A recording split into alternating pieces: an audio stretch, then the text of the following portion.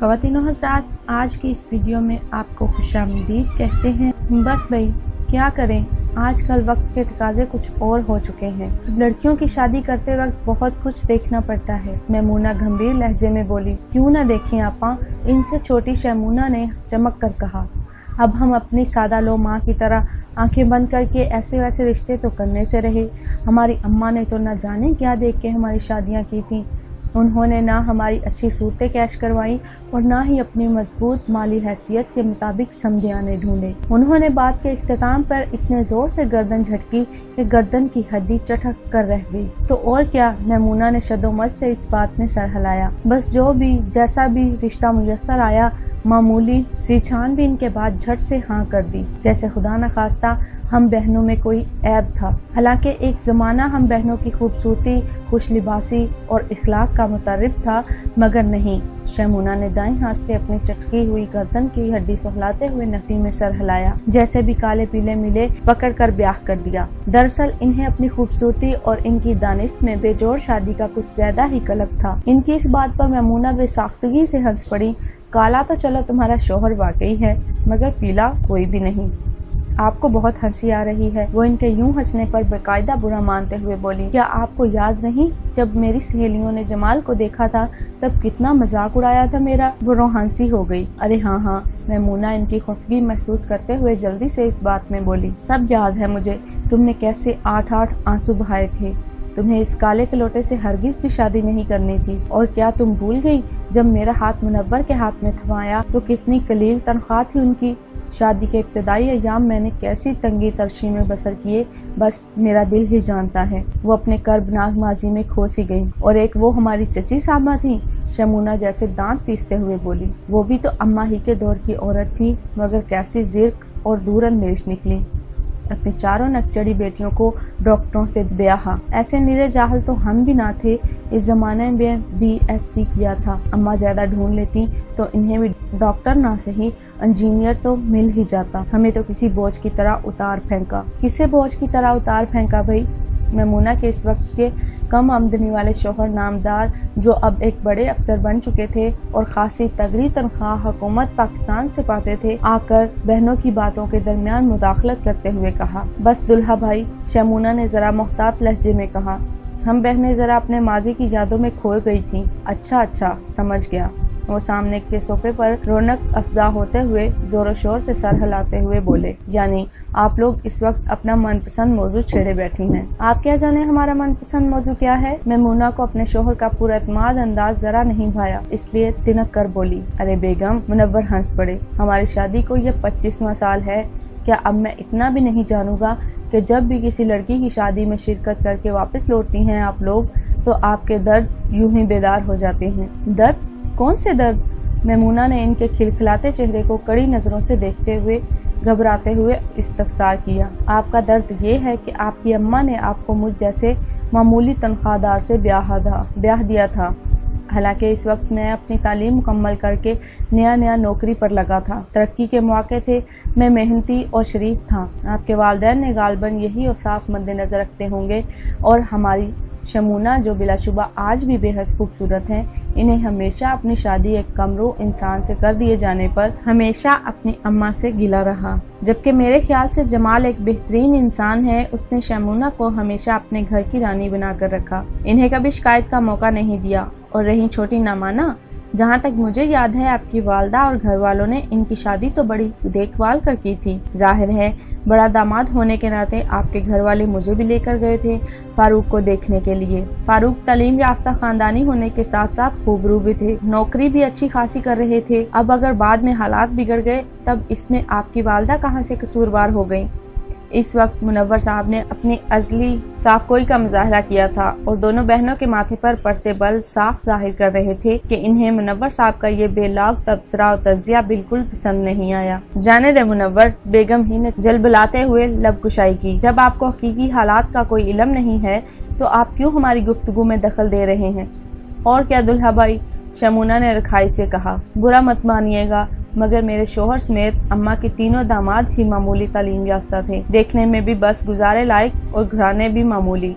इसके बरक्स हमारी चची साहिबा ने अपनी चारों बेटियों के लिए कैसे छान पटक कर बर ढूंढे। डॉक्टर ऊपर से हैंडसम और तो और घर भी एक से बढ़कर एक शानदार। शमूना नाराजगी से बोली, आप ये क्यों फरामोश कर गयी? आपके चचा की चारों बेटियां डॉक्टर हैं, लिहाजा वो डॉक्टरों से ब्याही गई तो इसमें अचंभे की तो कोई बात ही नहीं। और मैंने भी देखा है उनके दामादों को, 3 तो सिर्फ कबूले सूरत कहे जा सकते हैं। अलबत्ता वो मंचले वाला डॉक्टर जिब्रान वाकई खूबसूरत है, मगर आप ये क्यों नहीं देख रही कि यही खूबसूरत हैंडसम डॉक्टर अपनी रंगीन तबीयत की वजह से जिंदगी भर अपनी बीवी के लिए कैसा इम्तिहान साबित हुए। और इनका दूसरा दामाद जिसने इतना पढ़ा लिखा होने के बावजूद औलाद ना होने का कसूरवार अपनी बीवी को गर्दानते हुए दूसरी शादी रचा ली, और जहाँ तक मुझे मालूम है औलाद उसे दूसरी से भी नहीं हो सकी। मुनव्वर साहब ने जरा संजीदगी से इन दोनों को तस्वीर का दूसरा रुख दिखाने की सही ला हासिल की। अब ये तो खैर हुमा और सबा की किस्मत की बात रही, वगरना सीमा और नैना भी तो हैं। कैसी भरपूर जिंदगी गुजार रही हैं दोनों। मैमूना ने लहजा हसरत से निकलकर हसद की हदूद में दाखिल हो गया। मुनव्वर ने इन्हें तासुब से देखा।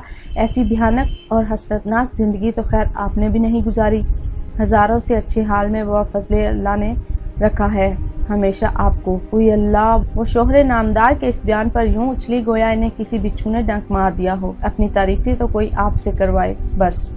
अरे आप तो रहे सादा कुएं के मेंढक, आप क्या जाने दुनिया कहां से कहां पहुंच चुकी है। और आप हैं कि आज भी अपनी जाती छत, 2 वक्त की रोटी और तन पर मौजूद कपड़े ही को काफी ख्याल किए बैठे हैं। छोड़े इस्लाम यानी बहस को। इससे कबल के मुनव्वर साहब इन्हें जवाब देने के लिए मुंह खोल पाते, शमूना ने बड़ी उकताहट आमेज लहजे में कहा, हमारी अम्मा तो क्या सो किया।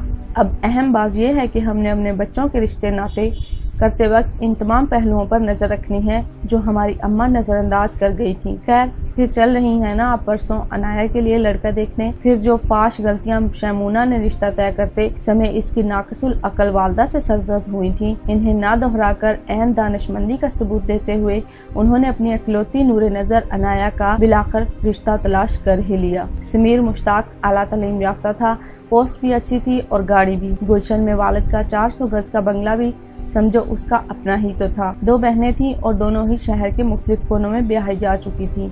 गोया सारे ही हीरे इस झूमर में जुड़े थे जो अनाया के माथे पर सजने वाला था। अनाया बहुत शादा और फरहा खुशनुमा खूबसूरत सी तितली की मानत इधर उधर उड़ फिर रही थी। उसे भी खूबरू समीर अपने लिए हर लिहाज से मौजू लगा था और वो इस बात पर थैंक गॉड करते न थक रही थी कि उसकी वालदा ने अपनी अम्मी वाली हमाकतें ना दोहराई, वगरना उसे तो यही खदशा था कि कहीं वो भी इसके लिए कोई बेजोड़ रिश्ता न तलाश कर बैठे। शमूना कोई पिछले जमाने की नादान औरत ना थी।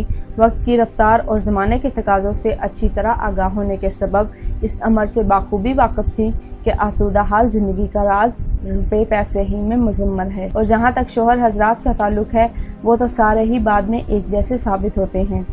तो इसीलिए उन्होंने अपनी सादालो वालदा मोहतरमा की तरह किसी भी किस्म की बेवकूफाना जल्दबाजी का मुजाहरा ना किया था और अपनी अनाया के मामले में यूं उन्हें थोड़ा वक्त तो जरूर मिल गया था, मगर बिलाखिर वो गोहरे मकसूद इन्हें मिल ही गया जो खुद इनके लिए इनकी वालदा ना तलाश कर सकी। यूं अनाया बड़ी धूमधाम से समीर के संग रुखसत हुई और पूरे खानदान में शमूना के दामाद की धाक बैठ गई। इसे कहते हैं ना जोड़, जो तुमने अपनी बेटी का ढूंढा बस गई, अब तो हमारी रहमा के लिए भी बर तुमने ही तलाश करना है, मैमूना बोली। तो शमूना फख्र अम्बसाद से फूली न समाते हुए झट इस बात में सर हिलाने लगी। दरअसल आज वो तीनों बड़े दिन बाद बहुत फुर्सत से शमूना के यहाँ इकट्ठा हुई थी और बड़े मौके पर हुई थी कि आज सोए इत्तेफाक नो ब्याहता भी रात ठहरने की गर्ज से अपनी वालदा की तरफ आई हुई थी और इस वक्त सादा से सूती जोड़े में मलबूस सोफे पर दोनों पांव ऊपर किए खिलाफे आदत बड़ी खामोशी से बैठी इन सब को बोलते सुन रही थी। हाँ भाई,